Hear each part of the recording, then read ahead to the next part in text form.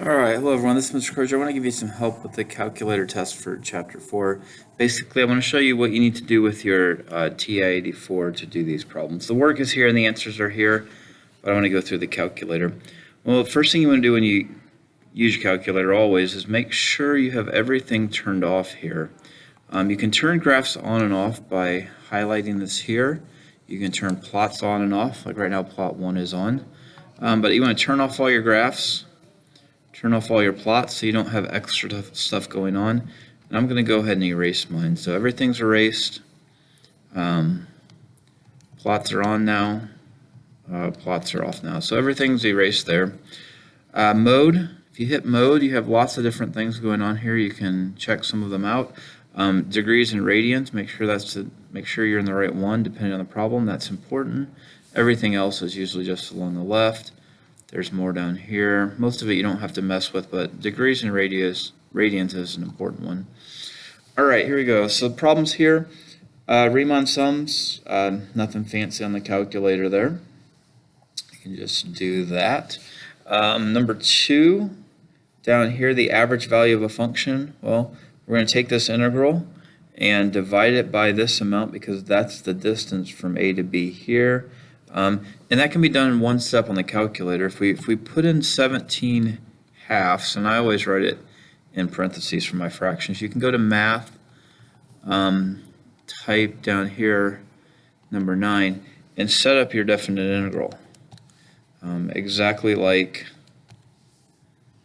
it looks in here, and I'm going to have 2x divided by, and the quantity x plus 4. Make sure you're always grouping denominators of fractions and numerators of fractions in parentheses if necessary, and dx, and we have that. And one of the things we always want to check is, can we make this a neat fraction? So math fraction right there, number 1, we'll try and turn it into a fraction, and it doesn't turn it into anything nice here, so we'll leave it at that.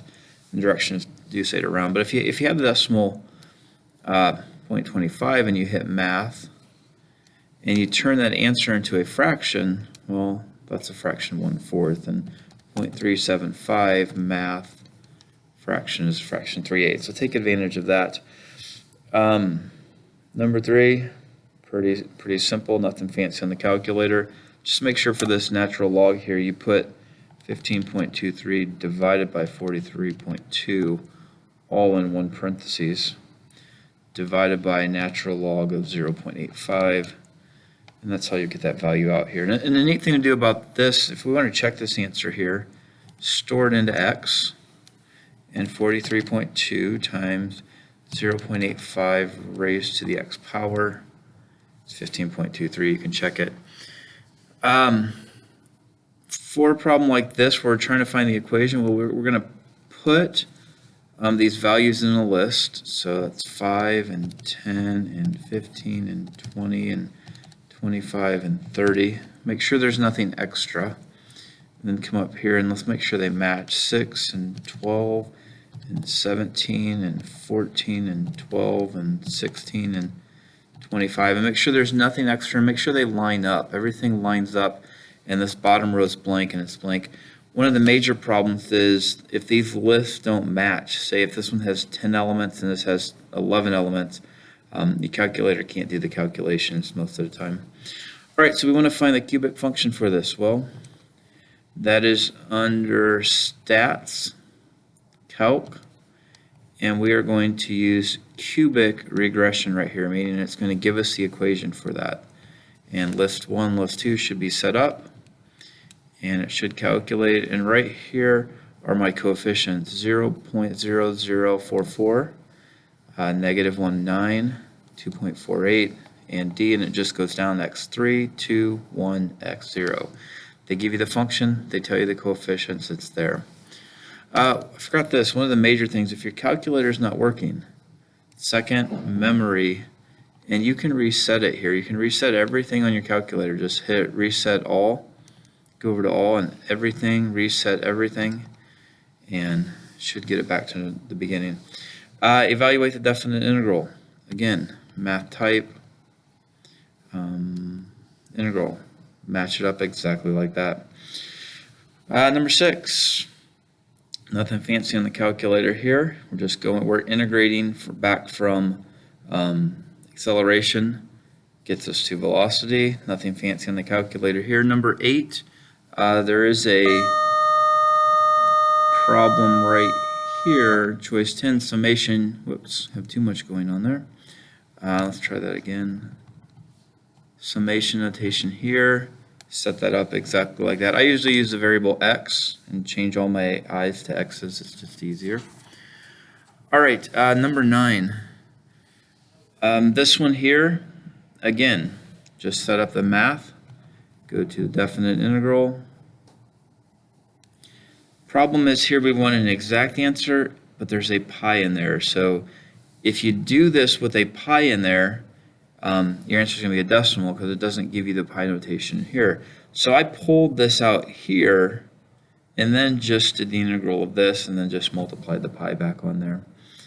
Again here, evaluate this one. Same thing.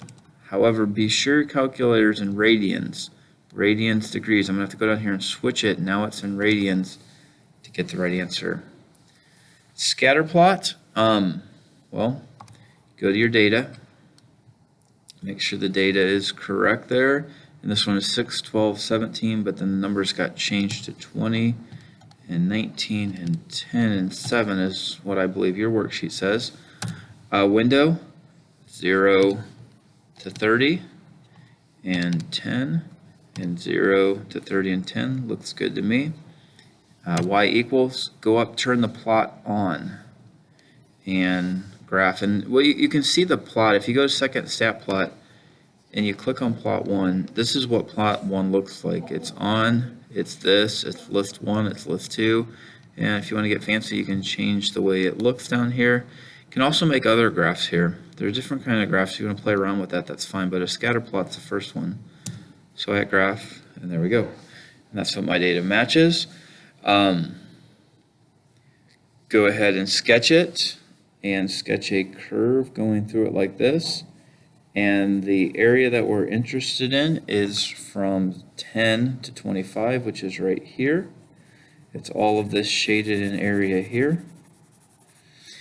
And we're going to do the same thing. We're going to find a model for it, but this time it's quadratic because it goes up and down. So we can go to Stat Calc Quadratic, here and here and here. And there are the coefficients that I'm using there. Make sure the first one's negative.